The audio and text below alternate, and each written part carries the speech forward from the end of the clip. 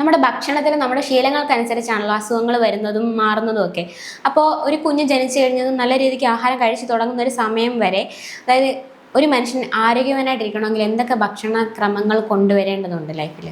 ശരിക്കും പറഞ്ഞാൽ ഭക്ഷണം തന്നെയാണ് നമ്മുടെ ആരോഗ്യത്തിൻ്റെ അടിസ്ഥാനം. നമ്മൾ എന്ത് കഴിക്കുന്നു, എപ്പോൾ കഴിക്കുന്നു, എങ്ങനെ കഴിക്കുന്നു, ഇതിനൊക്കെ ഡിപ്പെൻഡ് ചെയ്താണ് ഒരു മനുഷ്യൻ്റെ ആരോഗ്യസ്ഥിതി അല്ലെങ്കിൽ രോഗാവസ്ഥയും ഒക്കെ ഇതുമായിട്ട് കണക്റ്റഡ് ആണ്. ശരിക്കും പറഞ്ഞാൽ നമുക്ക് പ്രകൃതി നമുക്കായി വിധിച്ച ഭക്ഷണം കഴിക്കുമ്പോൾ തന്നെ നമ്മുടെ ഒരു ലൈഫിൽ നമുക്ക് ഹെൽത്തി ആയിട്ടൊരു ജീവിതം കൊണ്ടുപോകാനായിട്ട് പറ്റും. ആ വിധിച്ച ഭക്ഷണത്തിൽ നിന്ന് വ്യത്യസ്തമായിട്ട് നമ്മൾ ടേസ്റ്റിന് വേണ്ടി ഉണ്ടാക്കുന്ന മറ്റുള്ള ഭക്ഷണങ്ങളാണ് നമുക്ക് രോഗവും ഉണ്ടാക്കുന്നത്. പ്രകൃതിയിൽ തന്നെയുള്ള പഴങ്ങളും പച്ചക്കറികളും ധാന്യങ്ങളും മുളപ്പിച്ച ധാന്യങ്ങളും ഒക്കെ കഴിക്കുമ്പോൾ നമുക്ക് വേണ്ടുന്ന വിറ്റമിൻസും മിനറൽസും പ്രോട്ടീൻസും ഒക്കെ അതിൽ തന്നെ കിട്ടും. ധാന്യങ്ങൾ മുളപ്പിച്ച് കഴിക്കുവാണെങ്കിൽ ഗ്യാസ്ട്രൈറ്റിസ്, അസിഡിറ്റി ഒന്നും ഉണ്ടാവില്ല. ഏത് ധാന്യവും ഇപ്പോൾ കടലയാണെങ്കിലോ പയറാണെങ്കിലോ ഒക്കെ മുളപ്പിച്ച് കഴിച്ചാൽ അതിനെ തുടർന്നുണ്ടാവുന്ന ഗ്യാസ്ട്രൈറ്റിസ് ഒന്നും ഉണ്ടാവില്ല. അത് മാത്രമല്ല, മുളപ്പിക്കുമ്പോൾ അതിലുള്ള പ്രോട്ടീൻ കണ്ടൻറ്റും കൂടും.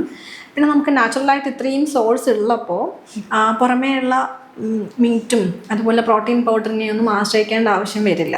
ഓരോ മനുഷ്യനും പ്രകൃതി തന്നെ വേണ്ടുന്ന എല്ലാം നമുക്ക് ഈ പ്രകൃതിയിൽ തന്നിട്ടുണ്ട്.